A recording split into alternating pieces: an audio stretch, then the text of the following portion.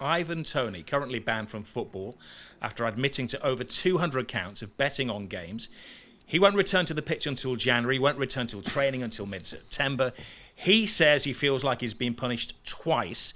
Once when he was dropped from the England team for the World Cup after the allegations surfaced. And again, when the ban came into effect, he says it's unfair. He can't train with his teammates. He can't continue his career.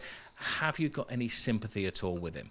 I've got very little sympathy. Mm-hmm. I have very little sympathy for the simple reason that and I invite anybody out there who has sympathy for him to go and actually read the FA's judgment and the written reasons. This is one thing the FA actually that they do really, really well. I'm often critical of them, but when they convene these panels, they have these investigations, these inquiries, they go and they tell you in great detail their thinking, their rationale, why they took the decisions that they had.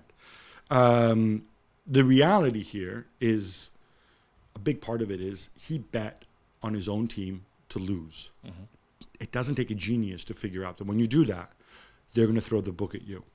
The other thing is that throughout the inquiry, he admits that he lied to them, and then he tells the truth later. He lied about having an extra burner phone that he used to make bets. He lied about having an additional bank account. And by the way, the explanation for that was that he says his bank statements were delivered to his parents' house, and he didn't want his parents to know that he was betting, and so he had to go and get an extra bank account. Well, first of all, do you have bank statements delivered to your house? I mean, my mail is all electronic. I was going to say it's online these days. Yeah, it's all online. And he's a much younger man than we are. And I don't. Yeah. But the other thing is, you're a grown man. You're 24, 25 at the time, right? You're worried your parents are going to open your mail. I mean, come on now. Just a lot of this stuff. Two of his former teammates from Northampton now also being investigated.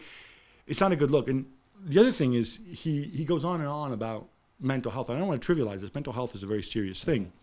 And I'm glad that it's finally being taken seriously, right? But he says that he's part of his defense, and the reason he got an 8-month ban rather than the maximum ban would have been a lifetime ban, is that he had a doctor testify that he was a gambling addict. Now, leaving aside the obvious that gambling addicts tend to gamble on everything, not just stuff that they have inside information of, which is mostly what he did. Mm-hmm. If you're a gambling addict, wouldn't you want to stay away from football? When you want to make in the same way that if you're an alcoholic, you want to stay out of a bar. Do you really want him going back to Brentford straight away, training with his teammates, especially when he's not even playing, where he can gather potentially other information that could induce him to tempt him into betting again if he really is an addict?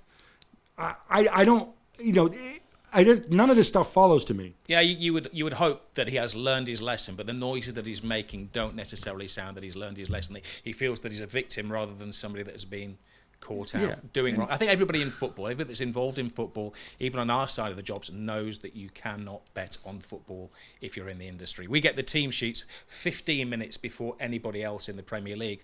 We're not allowed to divulge that information. If we do that, we're out of there. We will never get it again. I won't commentate on the game again. I will not be invited to an English Premier League game again. So you're in a privileged position. So I would hope that he's learning in this time out of the game. Yeah, and on the evidence of this, another thing, by the way, he also lied about was that initially he said he was unaware that he wasn't allowed to bet on football, and then later he admitted, oh no, I knew I wasn't allowed. This is all, I'm not making this up. This is all in the FA's judgment, right? I don't see to what degree you can have sympathy for somebody in that. And as far as him not going to the World Cup, when the allegations against the inquiry just started, the allegations hadn't been proven yet. Can you imagine? At that time, you're being formally investigated. What do you expect Gareth Southgate to do? Oh no, innocent until proven guilty. Southgate doesn't know the extent of the allegations. He doesn't know how bad the situation is. Of course he can't take somebody, right? And we've seen it this week. News reporters go to the World Cup. They're looking for a news line. The Spain women have won the World Cup this weekend. None of the talk is about how well they did. All of the talk is about the stuff that's going on. Rubiales and outside there as well. So everybody's always looking for a news line. And I'm with you there. That would have been the case had he gone. I hope he educates himself a little further. I think he's got a lot to give to the game. I don't think he's a foolish man, because he's taken stands on other issues and stuff, which I think are really meaningful and well thought out.